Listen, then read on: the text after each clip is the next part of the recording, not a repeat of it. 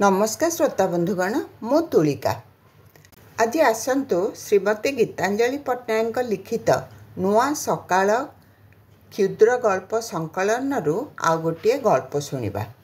से गल्पटीर ना हेउची जुग पुरुष। आसतु ताहले शुणिबा।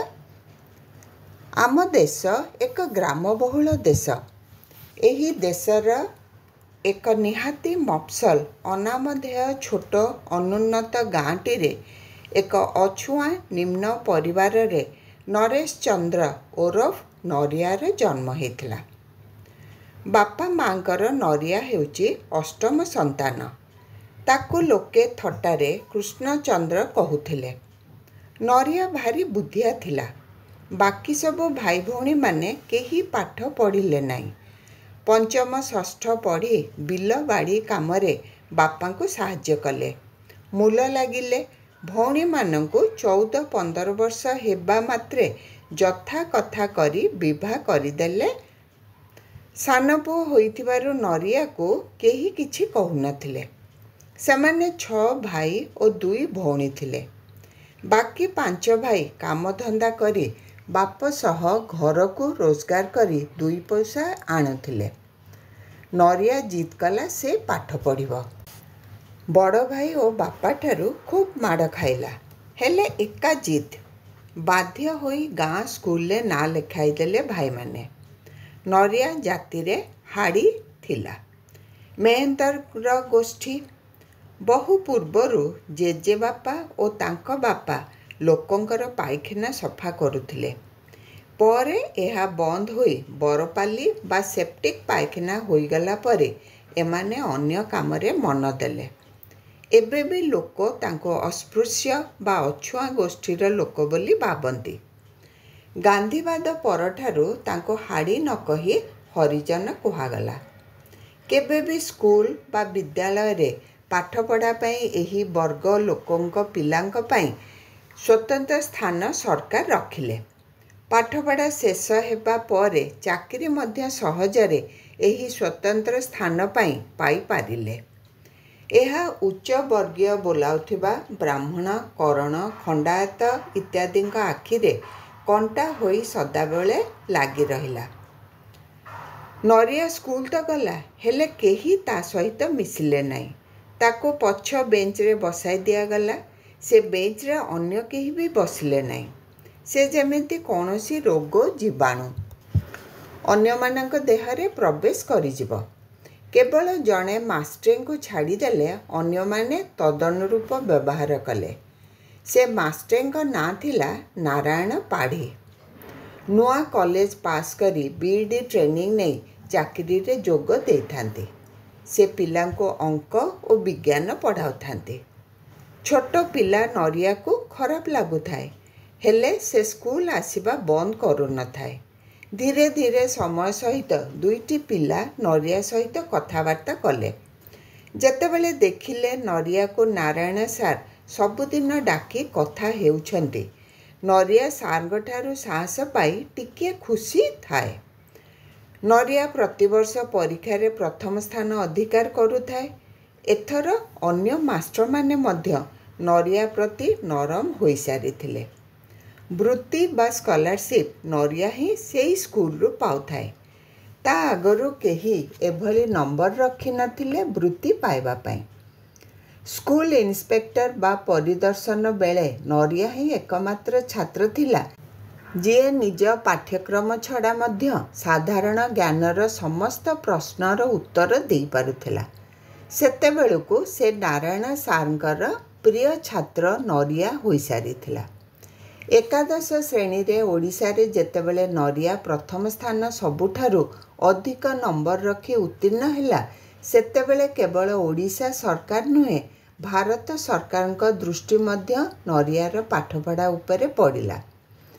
ए सबु पछरे नारायण सारंकर बहुत बड़ हाथ थिला। से नरियार समस्त कागजपत्र तैयारी करी वृत्ति पाई पठाउथिले। मूर्ख हाड़ी घरे ए सबुर मूल्य के बुझिब। नरियार बापा और भाई माने एहाको नरिया एवं नारायण मास्टर पागलामी बोली भाबुथिले। କିଛି କହୁନଥିଲେ ଏଇଥିପାଇଁ ଯେ ନରିଆର ପାଠପଢ଼ା ପାଇଁ ଗୋଟିଏ ବି ପଇସା ମଧ୍ୟ ସେମାନଙ୍କୁ ଖର୍ଚ୍ଚ କରିବାକୁ ପଡ଼ିନଥିଲା। ଓଲଟି ବୃତ୍ତି ଟଙ୍କା ନରିଆଠୁ ତା ବାପା ଓ ବଡ଼ ଭାଇ ଚିଲ ଭଳି ଝାମ୍ପି ନେଉଥିଲେ ଓ ପଇସା ସବୁ କ'ଣ କଲୁ ବୋଲି ପଚାରୁଥିଲେ। ହେଲେ ନାରାୟଣ ସାର୍ ନରିଆକୁ ପଇସା କାହାକୁ ନ ଦେବା ପାଇଁ ବୁଝାଇଲେ। ନିଜର ପାଠପଢ଼ା ଖର୍ଚ୍ଚ ସେଇଥିରୁ ଉଠାଇବାକୁ ପଡ଼ିବ ବୋଲି କହିଥିଲେ। ଏମିତିକି ବେଳେବେଳେ ନାରାୟଣ ସାର୍ଙ୍କୁ ମଧ୍ୟ ନିଜ ପଇସାରୁ ନରିଆ ପାଇଁ ଖର୍ଚ୍ଚ କରିବାକୁ ପଡ଼ୁଥିଲା। ଏହା ନରିଆକୁ ଭଲ ଲାଗୁନଥିଲା। ତେଣୁ ସେ ବାପା ଓ ଭାଇଙ୍କୁ ବୃତ୍ତି ପଇସା ଦେବା ବନ୍ଦ କରିଦେଇଥିଲା। ଏହା ଭିତରେ ନରିଆର ବାପା ଓ ମା 2 ବର୍ଷ ଅନ୍ତରାଳରେ ଅସୁସ୍ଥତାରେ ପ୍ରାଣତ୍ୟାଗ କରିଥିଲେ। ଭାଉଜମାନେ ଭାଇମାନଙ୍କ କଥାରେ ନରିଆକୁ ଭଲ କରି ଗଣ୍ଡେ ଖାଇବାକୁ ଦେଲେ ନାହିଁ। ଭାଇମାନେ କହିଲେ, ପଇସା ଦେଉନାହୁଁ, ତତେ ମୋଫତରେ ଖାଇବାକୁ କିଏ ଦେବ? ଭାଇମାନଙ୍କଠୁ ଏଭଳି ବ୍ୟବହାର ପାଇ ନରିଆ ହତୋତ୍ସାହ ହୋଇପଡ଼ିଲା।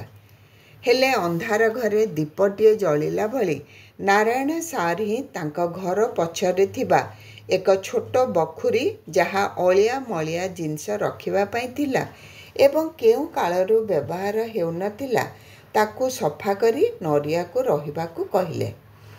ନରିଆ ସାର୍ଙ୍କ ଗୋଡ଼ ତଳେ ପଡ଼ିଗଲା ଓ ରୁଦ୍ଧ ଗଳାରେ କହିଲା, ଏ ଋଣ ମୁଁ କେମିତି ଶୁଝିବି ସାର୍? ନରିଆ ମୁଣ୍ଡକୁ ଛୋଟ ଚାପୁଡ଼ାଟାଏ ମାରି ନାରାୟଣ ସାର୍ କହିଲେ, ହେତ୍ ପାଗଳା, ପାଠପଢ଼ାରେ ମନ ଦେ, ବେଳ ପଡ଼ିଲେ ଗୁରୁଦକ୍ଷିଣା ମାଗିନେବି। କିଛିଦିନ ପରେ ନରିଆ ଉଚ୍ଚଶିକ୍ଷା ପାଇଁ ସହରକୁ ଗଲା। ସବୁଥିରେ ପ୍ରଥମ ସ୍ଥାନ ଅଧିକାର କରି ନରିଆ ଏଥର ମଧ୍ୟ ସହର ପିଲାଙ୍କୁ ଟପିଗଲା। ଗୋଟିଏ ଜିନିଷ ନରିଆକୁ ଭଲ ଲାଗିଲା, ସହରରେ ଏତେ ଜାତିପ୍ରଥା ନାହିଁ, ଛୁଆଁ ଅଛୁଆଁ ଭେଦଭାବ ନାହିଁ। ନରିଆକୁ କେହି ପଚାରୁ ନଥାନ୍ତି କି ଜାତି ବୋଲି। ଭାରି ଭଲ ଲାଗୁଥିଲା ନରିଆକୁ। ଜନ୍ମରୁ ଥିବା ନ୍ୟୁନଭାବ କଟି କଟି ଯାଉଥିଲା। ସହରକୁ ଆସିଲା ପରେ ନରିଆ କିଛି ପିଲାଙ୍କୁ ପାଠ ପଢ଼ାଇବା ଆରମ୍ଭ କଲା। 2 ପଇସା ପାଇଲା, ନିଜ ଗୁଜୁରାଣ ଓ ପାଠପଢ଼ା ଖର୍ଚ୍ଚ ମଧ୍ୟ ଉଠିଗଲା। ସ୍ନାତକୋତ୍ତର ଶେଷ ବର୍ଷରେ ନରିଆ ସିଭିଲ ସର୍ଭିସ ପାଇଁ ପରୀକ୍ଷା ଦେଲା। ଭାରତୀୟ ପ୍ରଶାସନିକ ସେବା ବହୁତ ସମ୍ମାନୀୟ ଚାକିରି। ମେଧାବୀ ଛାତ୍ର ସହିତ ପ୍ରତ୍ୟୁତ୍ପନ୍ନମତାର ବହୁତ ଆବଶ୍ୟକତା। କିଛିଦିନ ପାଇଁ ଗାଁକୁ ଯାଇ ନାରାୟଣ ସାର୍ଙ୍କ ପରାମର୍ଶ ଆଣିଲା। ସାର୍ ଗର୍ବର ସହିତ କହିଲେ, ତୁ ମୋ ଛାତ୍ର, ପରୀକ୍ଷାରେ ନିଶ୍ଚୟ ସଫଳ ହେବୁ। ଆଉ ସତରେ ନରିଆ ସଫଳ ନୁହେଁ, କେବଳ ସମସ୍ତ ପରୀକ୍ଷାର୍ଥୀଙ୍କ ମଧ୍ୟରେ ଅଗ୍ରଣୀ ହୋଇ ପ୍ରଥମ ସ୍ଥାନରେ ରହି ସିଭିଲ ସର୍ଭିସ ପରୀକ୍ଷାରେ ଉତ୍ତୀର୍ଣ୍ଣ ହେଲା। ଯେଉଁଦିନ ଚାକିରିରେ ଯୋଗ ଦେବାକୁ ପ୍ରଥମେ ଗଲା, ସେଦିନ ନାରାୟଣ ସାର୍ ନରିଆ ବସାରେ ଉପସ୍ଥିତ ଥିଲେ। କୌଣସି କାର୍ଯ୍ୟ ପାଇଁ ସହର ଆସିଥିଲେ। ଯୋଗକୁ ନରିଆର ପୋଷ୍ଟିଂ ଅର୍ଡ଼ର ଆସିଗଲା। ନରିଆ ସାର୍ଙ୍କୁ ରହିଯିବାକୁ କହିଲା ଓ ଆଶୀର୍ବାଦ ନେଇ କର୍ମସ୍ଥାନକୁ ପ୍ରସ୍ଥାନ କଲା। ସାର୍ ବହୁତ ଉପଦେଶ ଦେଇ ନିଜର ନିଜତ୍ୱକୁ ବଜାୟ ରଖି ଦେଶ ଓ ଶିକ୍ଷାର ମାନସମ୍ମାନ ପ୍ରତି ସଜାଗ ରହିବା ପାଇଁ ଉପଦେଶ ଦେଇଥିଲେ। ନରିଆ ଓରଫ ନରେଶ ଚନ୍ଦ୍ର କର୍ମସ୍ଥଳୀରେ ଯୋଗ ଦେଇ ବିସ୍ମିତ ହୋଇଥିଲା। ଏତେ ଖାତିର, ରାଜକୀୟ ସମ୍ମାନ ତାକୁ ନେବା ପାଇଁ ଷ୍ଟେସନକୁ ଗାଡ଼ି ଆସିଥାଏ। ବିରାଟ ସରକାରୀ ଭବନ, ଖାଇବାଠୁ ନେଇ ଘର କାମ, ବଗିଚା କାମ ତଥା ଜଗୁଆଳି ଦିନ ରାତି ସର୍ବଦା ତତ୍ପର ଥାନ୍ତି। ପ୍ରଥମ ଦିନ ରାତିରେ ନରିଆକୁ ନିଦ ହୋଇନଥିଲା। ଏତେ ଆରାମ ଓ ନରମ ବିଛଣା ଆଦି ନିଜ ଜନ୍ମରୁ ଏ ପର୍ଯ୍ୟନ୍ତ ସେ ଦେଖିନଥିଲା। ବିଛଣାରେ ଶୋଇ ନ ପାରି ତଳେ ଚାଦରଟିଏ ପକାଇ ଶୋଇଗଲା ଭିତରୁ ଦୁଆର ବନ୍ଦ କରି, କାଳେ କିଏ ଦେଖିଦେବ ବୋଲି। ନୂଆ ନୂଆ ସମସ୍ତେ ନରିଆକୁ ଟିକେ ଉପହାସ୍ୟ ଓ ନ୍ୟୁନ ଦୃଷ୍ଟିରେ ଦେଖୁଥିଲେ। କାରଣ ଏକେ ତ ଗାଁରୁ ଆସିଛି, ତାପରେ ପୁଣି ନିମ୍ନ ଜାତିରୁ। ହେଲେ ବୁଦ୍ଧିମାନ ନରିଆ ସବୁକିଛି ଅବିଳମ୍ବେ ଶିଖିଗଲା ଓ ନିଜର କାର୍ଯ୍ୟଦକ୍ଷତା, ବ୍ୟବହାର କୁଶଳତା ତଥା ଦୃଢ଼ତା ପାଇଁ ଅଫିସ ତଥା ଜନସାଧାରଣଙ୍କ ପାଖରେ ବେଶ୍ ଲୋକପ୍ରିୟ ହୋଇପାରିଲା। ନିଜର କାର୍ଯ୍ୟଦକ୍ଷତା ସଙ୍ଗେ ସଚ୍ଚୋଟତା ସବୁ ସ୍ତରରେ ତାକୁ ସମ୍ମାନ ଆଣିଦେଇଥିଲା। ନିଜର କାର୍ଯ୍ୟକାଳ ମଧ୍ୟରେ ନରିଆ ଅନେକ ସରକାରୀ ନିଯୁକ୍ତି କ୍ଷେତ୍ରରେ ମଧ୍ୟ ନିଜର ଦାୟିତ୍ୱ ନୂତନ ଯୁବକମାନଙ୍କୁ ଉଚିତ ଭାବରେ ନିଯୁକ୍ତି ଦେବାରେ ମଧ୍ୟ ଠିକ୍ ରୂପେ ତୁଲାଇଥିଲା। ଦକ୍ଷ ପ୍ରଶାସକ ହିସାବରେ ନରିଆକୁ ରାଷ୍ଟ୍ରପତି ପୁରସ୍କାର ପାଇଁ ଚୟନ କରାଗଲା। ନରିଆ ସେଦିନ ନାରାୟଣ ସାର୍ଙ୍କୁ ଦିଲ୍ଲୀ ନେଇ ଆସିଲା। ପିଲାଦିନଠାରୁ ଏପର୍ଯ୍ୟନ୍ତ ତାର ଯାତ୍ରା କେବଳ ନାରାୟଣ ସାର୍ଙ୍କ ପ୍ରୋତ୍ସାହନ ଏବଂ ନିଃସ୍ୱାର୍ଥ ସାହାଯ୍ୟ ପାଇଁ ସମ୍ଭବ ହୋଇପାରିଛି ତା ପାଇଁ।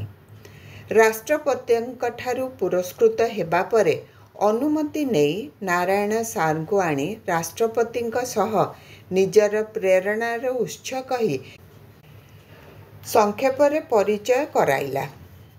ରାଷ୍ଟ୍ରପତି ନାରାୟଣ ସାର୍ଙ୍କ ସହ କରମର୍ଦ୍ଦନ ତଥା ନମସ୍କାର କରିଥିଲେ, ଯାହା ନାରାୟଣ ସାର୍ଙ୍କୁ କୃତ୍ୟ କରିଥିଲା। ସଭା ସରିଲା ପରେ ସାର୍ କହିଲେ, କିଏ କହିଲା ଯୁଗପୁରୁଷ କେବେ କେବେ ଜନ୍ମ ହୁଅନ୍ତି? ସବୁ ଯୁଗରେ ଏକ ଯୁଗପୁରୁଷ ଥାନ୍ତି ସମାଜକୁ ସୁଧାରିବାକୁ, ନୂତନ ପ୍ରେରଣା ଦେବାକୁ ଏବଂ ଉପଯୁକ୍ତ ମାର୍ଗ ଦେଖାଇବାକୁ। କେବଳ ପଥର ଭିତରୁ ହୀରା ଖୋଜିବାର ଦରକାର ଯାହା। ଗୁରୁ ଛାତ୍ର ପରସ୍ପରକୁ ଛଳ ଛଳ ଆଖିରେ କୁଣ୍ଢାଇ ଧରିଲେ। ଉପସ୍ଥିତ ସହକର୍ମୀମାନେ ନରିଆ ଏବଂ ନାରାୟଣ ସାର୍ଙ୍କ ଉପରେ ଫୁଲ ପାଖୁଡ଼ା ପକାଉଥିଲେ। ପାଠକବୃନ୍ଦ, ଏବେ ନିଶ୍ଚୟ କରନ୍ତୁ, କିଏ ଯୁଗପୁରୁଷ, ନରେଶ ଚନ୍ଦ୍ର ନା ନାରାୟଣ?